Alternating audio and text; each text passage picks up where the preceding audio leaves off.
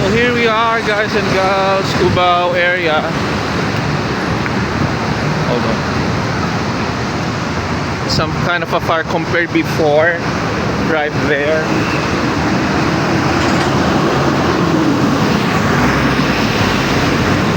So sad, wasn't able to catch up a Superman movie in 3D. The transportation fee here is 15 pesos from Esa North up to here in Cubao. Gonna try my luck tomorrow, so I'll be better be early and be early. Or it's too late to watch them. Okay?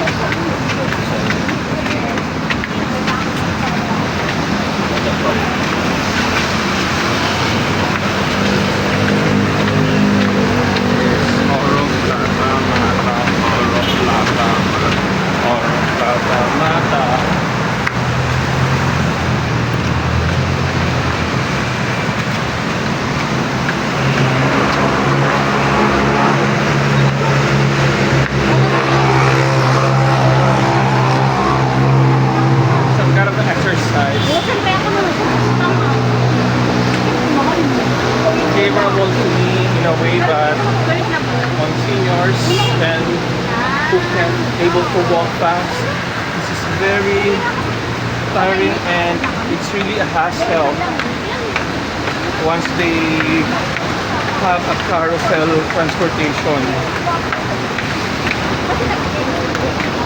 So bye for now. Shout out to each every one of you. Thank you Lord for all the wonderful blessings that you gave to me. Shout out to my mother in Bicol, Fea Bordo, and to Helen Careto. This is Elsa.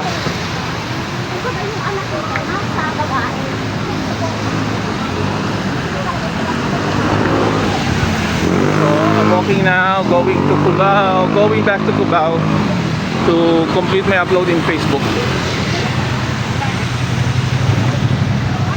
I feel like to eat pizza and pasta. Over now.